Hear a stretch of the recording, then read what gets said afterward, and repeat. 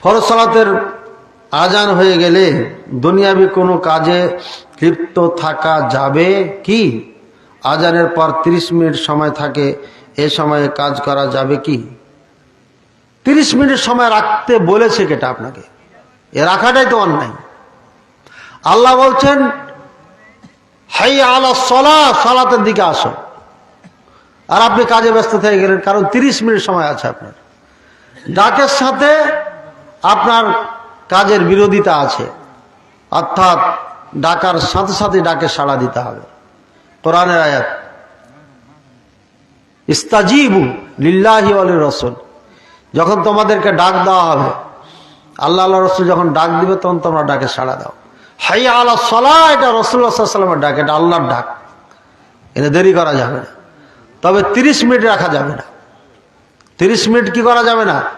রাখা যাবে না। খুব বেশিতে বেশি 15 থেকে 20 মিনিট সময়।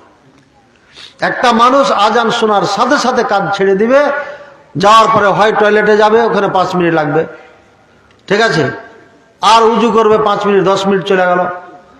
মসজিদে যেয়ে আপনার 5 মিনিট সময় থাকবে, সুন্নাত পড়ে নিবে। যদি 20 মিনিট দেন তাহলে আরো 5 মিনিট থাকবে, তখন জিকির আজকার করবে, কোরআন পড়বে।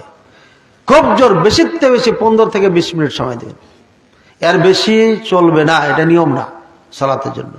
আধা ঘন্টা যে নিয়ম, এটা আসলেই নিয়ম না, এটাও একটা বেদাতি নিয়ম, ভুল নিয়ম। এটা থেকে আমাদের অবশ্যই ফিরে আসতে হবে। 15 মিনিট এটা সব থেকে বেটার টাইম।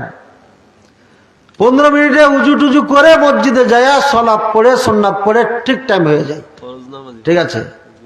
এই জন্য এই আধা ঘন্টা টাইম রাখা এটা ঠিক নয়। আজানের জন্য আগে থেকে প্রস্তুত থাকতে হবে। আজান দিবেন, তারপরে যাবেন, গোসল করবেন, এরপরে মসজিদে যাবেন, এই অলসতা, এটা তো আপনাকে জোর করে টেনে হেঁচড়ে নিয়ে যাওয়া হচ্ছে। আর আরশের নিচে ছায়া পাবে কারা? জি, কারা? যাদের অন্তর মসজিদে লাগায় থাকেন, মসজিদে লটকে সব সময় সালাতের অপেক্ষা আছে, কখন আজান দিবে, কখন আজান দিবে, কখন আজান দিবে। যাদের অন্তরে কয়, তারাই হচ্ছে মুসাল্লি। এই জন্য সময় করবেন 15 মিনিট, খুব বেশিতে বেশি 20 মিনিট।